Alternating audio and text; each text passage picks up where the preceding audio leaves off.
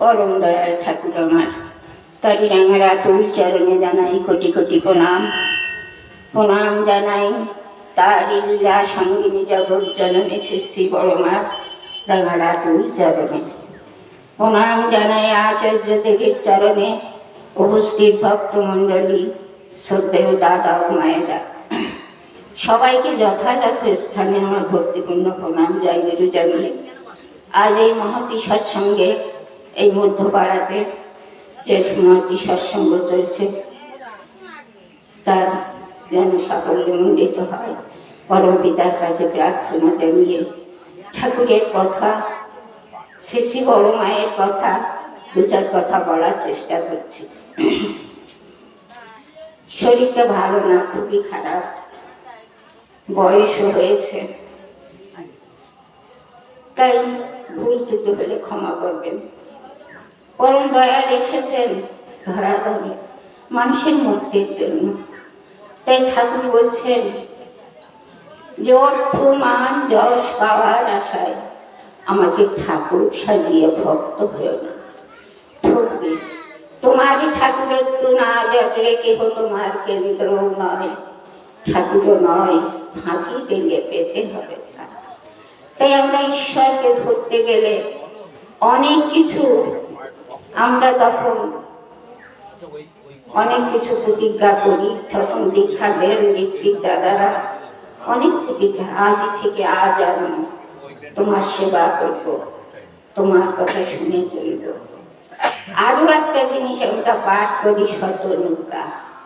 আমি অক্রোধী, আমি অমানি, আমি নিরলস, কামলবজিত বসিয়ামি স্তূপ প্রাণ সেবা পদস্তি বৃদ্ধি যাদৃত্য পরমানন্দ উদ্দীপ্ত শক্তি সমৃদ্ধ তোমারই সন্তান। প্রেম পুষ্ট চিরচেত নজর আমায় গ্রহণ করো, প্রণাম লও। আমরা এই শতনৌকাটা প্রায় পাঠ করি, কিন্তু আমরা কি এই শতনৌকার কথাগুলো মেনে চলি? চলা আমাদের হয় না। ঠাকুরকে ঠিক ঠিক ভালো না বাসলে এগুলো ঠিক মানা যায় না, চলা যায় না। তাই ঠাকুর বলছেন, সন্তান সন্ততি যখন 5 বছর বয়স হয়, তাকে নাম দিতে হয় কানে। সেটা দীক্ষা না, কিন্তু তার নাম দিতে হয়। আবার যখন 12 বছর পূর্ণ হয়, তখন তাকে দীক্ষা দিতে হয়। এই দীক্ষাটা তার জীবনে যেন পাথেয় হয়ে থাকে। যেমন বাড়িতে একটা চারা গাছ ফুটলে চারিধারে বেড়া দিতে হয়, কেন জানেন? যেন ছাগল গরুতে না খেয়ে যায়, চারা গাছটা নষ্ট যাতে না হয়, সেই জন্য বেড়া দিতে হয়। এই যে 12 বছরের দীক্ষা, এটা কিন্তু সেই সন্তানকে ওই বেড়া দিয়ে রাখা, ঠাকুরের নাম ধ্যান করা। তাই সকালবেলা তাকে ইষ্টভীতি করানো, তাকে সবসময় বাবা বলবে যা তোর মাকে প্রণাম কর, মা বলবে যাও তোমার বাবাকে প্রণাম করো। এই প্রণাম ভক্তির মাধ্যমে ছেলে মেয়ে কিন্তু ভালো হয়, তারা ভালো হতে বাধ্য। কিন্তু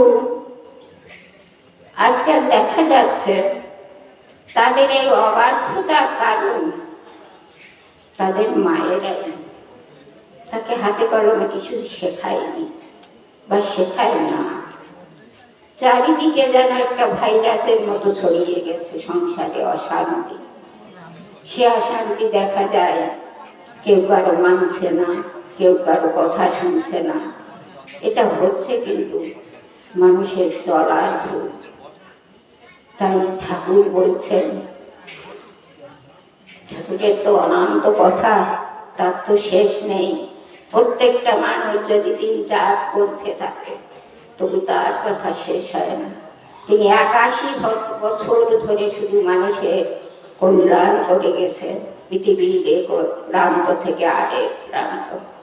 তাই তিনি বলছেন, তুমি নারী ওঠো জাগো, ভালো করে কথাটা বাণীটা শুনবেন। তুমি নারী, ওঠো জাগো, বরেণ্যকে অনুসরণ করো, তারই বাণী শ্রবণ করো। সেই বাণী তোমার চলন প্রদীপ হয়ে উঠুক, প্রজ্ঞায় নিবদ্ধ হয়ে উঠুক। ঈশ্বরেই পরম প্রজ্ঞা, ঈশ্বরেই শিব সুন্দর, ঈশ্বরেই সত্য স্বরূপ, ঈশ্বরেই জগৎ পাতা, আর তিনি জগৎপতি। তা আমাদের জীবনে ঠাকুরে হলেন সেই পরম ঈশ্বর। তিনি কি কি বাণী দিয়েছেন, কিভাবে চলতে বলেছেন, সেগুলো ঠিকভাবে পালন করতে হবে। আর ঈশ্বরেই পরম প্রজ্ঞা, সেই বাণী তোমার চলন প্রদীপ হয়ে উঠুক, প্রদীপের শিখার মতো তুমি যেন উজ্জ্বল হয়ে চলতে পারো। তা আমাদের জীবনের শ্রী ঠাকুরই হলেন সেই পরম গুরু। তো প্রজ্ঞা মানে জ্ঞান, তাই ঈশ্বরেই পরম প্রজ্ঞা মানে তিনি পরম জ্ঞান, তিনি একমাত্র জ্ঞান। তাই তার কথা আমাদের শুনতে হবে, মানতে হবে, জানতে হবে। তাই নারীর নীতিতে ঠাকুর নারীর নীতি বইখানা দিয়েছেন মায়েদের জন্য।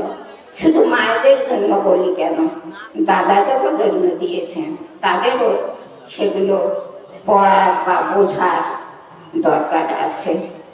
তাই নারীর নীতিতে তিনি প্রথমেই বলছেন, মেয়ে আমার।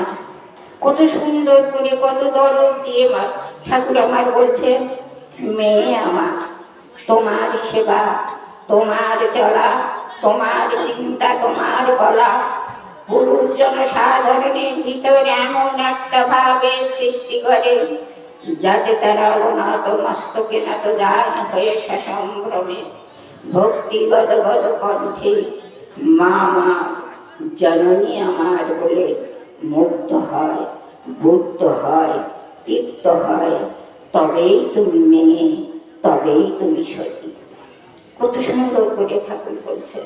এই বাণীর মধ্যে মেয়েদের চলা বলা আচরণ সবই বলেছেন ঠাকুরের। যদি একটা বাণী যদি আমরা অনুসরণ করতে পারি, অনুসরণ করে চলতে পারি, আমাদের আর ভয় নেই।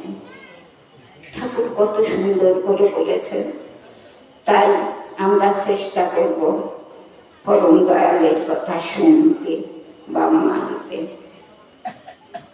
ঠাকুর আজ বলছেন, তুমি আজন্ম সৎসঙ্গী হতে পারো, সমুদ্র হিমাচল দীক্ষা দিতে পারো, সবাইকে বক্তৃতা ও জ্বালনে সবাইকে উদ্বুদ্ধ করতে পারো, তোমার সমহ সম্পত্তি আমার পদতলে ঢেলে দিতে পারো, কিন্তু আমার বাণীগুলি রেতধারার মধ্য দিয়ে তোমার সন্তান সন্ততির মধ্যে যদি চালিয়ে দিতে না পারো, তবে তুমি আমাকে ফাঁকি দিলে মনে। কত সুন্দর করে বলছেন যে আমরা বাবা মা শুধু দীক্ষা নেব, ঠাকুরের পথে চলবো, নিরামিষ খাবো, সব জায়গায় জাগরণ করবো, বক্তৃতা দেবো, তা কিন্তু চলবে না। সন্তান সন্ততির মধ্যেও চালিয়ে দিতে পারো, তাহলে তোমার যদি না চালিয়ে দিতে পারো তবে তুমি আমাকে ফাঁকি দিয়েছো, তোমার ঠাকুরের তো তোমার মধ্যে জাগেনি। তাই ঠাকুর বলছেন কত কথা। আর সেসব কথা শ্রী বড় মা অক্ষরে অক্ষরে পালন করেছেন। তিনি একদিন গেছেন বড় মার ঠাকুরের কাছে, এক দম্পতি গিয়েছেন স্বামী স্ত্রী, তাদের সংসারে অশান্তি। কেমন করে স্বামী মানছে না স্ত্রীকে, স্ত্রী মানছে না স্বামীকে, সংসারে অশান্তি, কেউ আর জীবন রাখতে চাইছে না। তাই ঠাকুরের কাছে গেছেন, সব নিবেদন করলেন। ঠাকুর কিচ্ছু বললেন না, বলে বসো। বলে হ্যাঁ রে, বড় বউকে ডেকে দে তো। বড় মা আসলেন, বললেন একটা হারিকেন নিয়ে এসো। বড় মা একটা হারিকেন নিয়ে আসলেন, বলছে হারিকেনটা জ্বালাও। তখন কিন্তু বেলা 12টা-1টা বেজে গেছে। তখন বলছেন ওই হারিকেনটা জ্বালাও। বড় মা জ্বালালেন, কোনো কথা না, কোনো প্রতিবাদ না, কোনো জিজ্ঞাসা নেই। ঠাকুর বলেছেন তাই তিনি করছেন। তারপর বললেন কি জোর বাড়াও, তিনি বাড়ালেন। আবার বললেন জোরটা কমাও, তিনি কমালেন। শেষে বড় মা আবার তাই করলেন। আবার বললেন যাও গানি দিয়ে নিয়ে চলে যাওয়া। তখন সেই দম্পতিকে বলছেন কি রে, কি বুঝলি? তারা শুনলেন ঠাকুরের কথা, বড় মার আচরণটা দেখলেন। সংসারে চলতে গেলে অগ্নি করেই চলতে হয়, সংসারে চলতে গেলে অগ্নি করেই চলতে হয়, অগ্নি করেই চলবি। স্বামী স্ত্রীর মধ্যে কোনো বাদ বিসংবাদ থাকবে না। তিনি যা বলবেন বিনা বলে বিনা আপত্তিতে তুমি তাই করবে। স্বামী তোমার কাছে দেবতা, স্বামীকে দেবতা বা গুরু বলে মানবে। আজকালকার মেয়েরা কি স্বামীকে দেবতা কেন মানে? কথায় কথায় স্বামীর সঙ্গে ঝগড়া করে স্বামীকেই আসামি লাগিয়ে বসে থাকে। কিন্তু বুঝতে হবে আমরা নারী, একটা নারী কিন্তু একটা পুরুষকে নিয়ে তার সতীত্ব, তার নারীত্ব, তার মাতৃত্ব জাগরিত হয়। তার সতীত্ব, তার নারীত্ব, তার মাতৃত্ব জাগরিত হয়। তখন একটা নারী পূর্ণতা লাভ করে। দেখবেন কত মায়েদের সন্তান হয় না, তারা হাহাকার করছে, কাঁদছে, আমি সন্তানের মা ডাক শুনতে পেলাম না, আমার একটা সন্তান লাভ হলো না। সেই স্বামীকে তুচ্ছ তাচ্ছিল্য করা চলে না।